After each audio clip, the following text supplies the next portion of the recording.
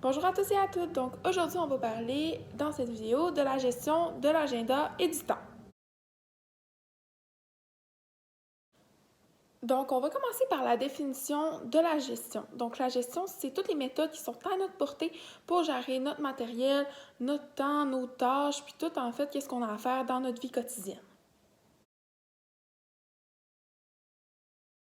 Maintenant, on va passer à la planification. La planification, c'est clairement la clé pour avoir une bonne gestion de notre temps. Donc, il faut commencer par se placer des objectifs qui sont réalisables. Donc, pour ça, on peut appliquer la méthode SMART. La méthode SMART, c'est pour définir si votre objectif est réalisable. Donc, S pour spécifique, donc il faut que ce soit précis. Votre objectif soit bien déterminé. Après ça, M pour mesurable, donc il faut que vous soyez capable de déterminer si vous avez atteint votre objectif.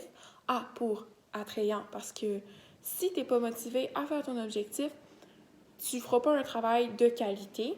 R pour réaliste, parce que si ton objectif n'est pas réaliste, tu ne seras pas capable de l'accomplir, en fait, carrément.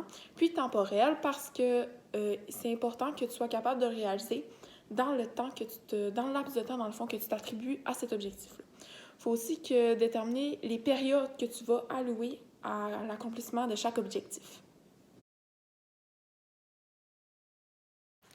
On va passer maintenant aux techniques de gestion du temps. Donc, tu peux utiliser des tas de listes. Que ça, c'est des listes à picot avec un petit carré à côté, puis tu coches le carré une fois que c'est terminé. Ça peut être encourageant de voir ça parce que tu peux voir l'évolution que tu as faite, puis tout ce que tu as accompli. Tu peux aussi également utiliser ton agenda, évidemment, sauf que c'est vraiment important que tu le tiennes à jour. Puis ça, je vais en parler un petit peu plus tard dans la vidéo. Tu peux aussi prioriser toutes les tâches que tu as accomplies qui vont avoir une plus grosse pondération, par exemple, sur ton bulletin.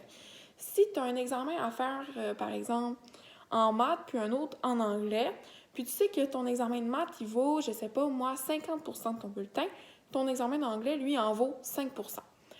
Tu sais qu'ils t'ont donné les deux professeurs, ils t'ont dit, c'est demain qu'on fait l'examen, tu le suis la journée même. Tu vas prioriser ton examen de maths qui vaut 50% parce que la valeur va être plus élevée. C'est important aussi que tu notes tout ce que tu as à faire au moment où est-ce que tu le sais. Fait que, en réalité, il faut juste que tu utilises tous les moyens. Tu as aussi les échéanciers, que c'est une liste de tout ce que tu as à faire avec la date pour laquelle il faut que ce soit fait. Donc, tu es capable de bien te planifier avec ça. On va passer maintenant à la sélection des tâches. Comme j'ai dit un peu précédemment, c'est important de choisir des tâches qui sont plus importantes, qui ont un plus gros degré d'importance à accomplir. Aussi, tu peux prioriser des tâches qui sont plus vite à faire. Comme par exemple, dans ta soirée, tu sais qu'il faut que tu commences ton travail de recherche d'histoire, mais aussi tu as un petit document de français, mettons, sur les homophones. Tu sais que le document sur les homophones va te prendre à peu près 2 minutes, tandis que ton travail long, il va t'en prendre à peu près 3 heures. Commence par ton petit document, tu vas être encouragé qu'il y ait quelque chose de fait, puis ensuite, continue avec ton travail de recherche. Aussi, c'est important que tu travailles tes devoirs en réalité dans les moments où est-ce que tu es concentré, puis que c'est propice à faire des devoirs.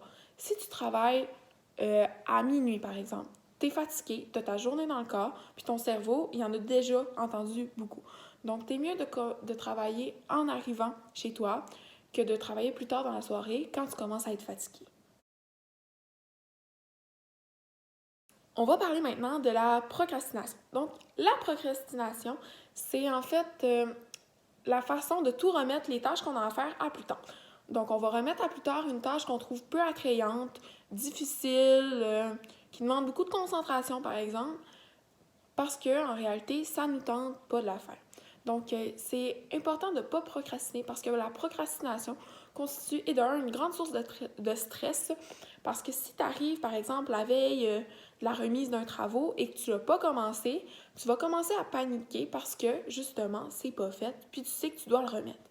Et également, ça constitue un gros manque de gestion du temps. Donc, c'est vraiment important d'essayer d'éviter ça le plus possible.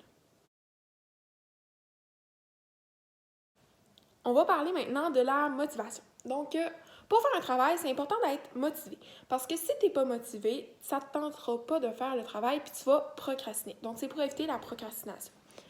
Tu peux te motiver en te donnant des petits objectifs. Comme, mettons, tu as un livre à lire, tu sais qu'il y a 300 pages, qu'il te reste 3 jours pour le lire.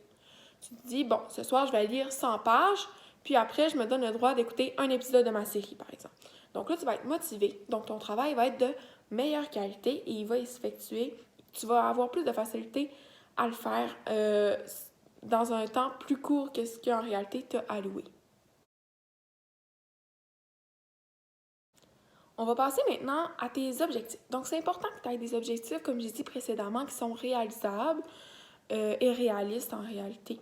Parce que tu ne dois pas, mais vraiment pas, sous-estimer la tâche que tu as à accomplir, soit par le temps que tu vas devoir y mettre ou encore par la complexité de la tâche. Si tu sous-estimes la tâche, tu vas te ramasser avec des soirées que tu as planifiées avec, mettons, 3 devoirs à faire que tu pensais qu'elles allaient être petits, mais qui en réalité sont vraiment énormes. Donc, tu vas avoir trop de choses à faire pour la quantité de temps que tu t'es réservé. C'est aussi important de tout écrire, comme j'ai dit précédemment aussi, à la minute que tu le sais, parce que ça va te permettre d'avoir des objectifs qui vont être plus réalisables, puis de carrément connaître tes objectifs. Maintenant, tout le monde se le demande, c'est quoi qu'il faut écrire dans notre agenda? Donc, premièrement, tu dois écrire le plus de choses possible, que ce soit tes rendez-vous, tes activités que tu fais en dehors de l'école, tes activités dans l'école. Tu peux aussi écrire tes examens, tes exposés oraux, des travaux à remettre. Tu peux aussi te planifier dans l'agenda, par exemple. Tu marques, OK, tel jour, tel soir, je vais faire tel devoir parce que c'est à remettre tel jour. Il faut aussi que tu marques vraiment le plus de choses que tu peux. Telle période, on va faire telle chose. Ça va te permettre d'avoir une bonne idée globale de ce que tu as à faire puis ce que tu vas faire.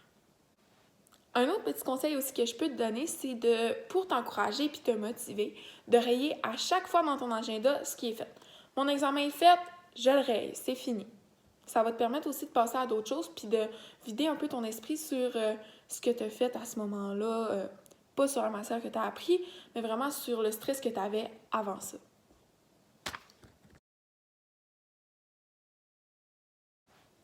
Maintenant, on va parler de la personnalisation de votre agenda.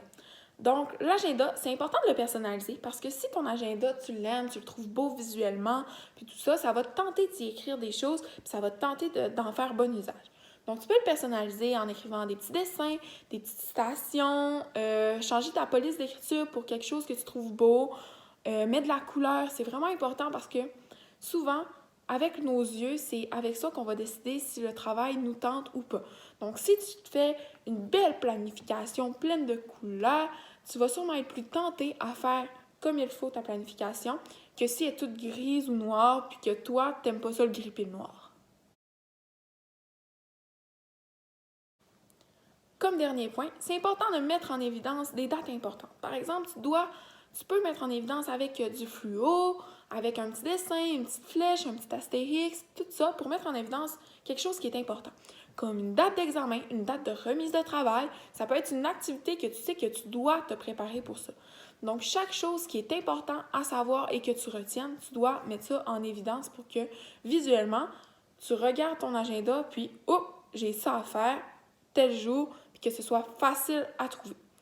Donc, pour conclure cette vidéo, c'est important de gérer son temps et son agenda pour avoir une bonne planification, puis éviter d'être trop stressé en arrivant trop en retard dans nos choses. Donc, si tu as une bonne planification de ton agenda et de ton temps, ça va t'éviter d'être un gros stress inutile avant les examens.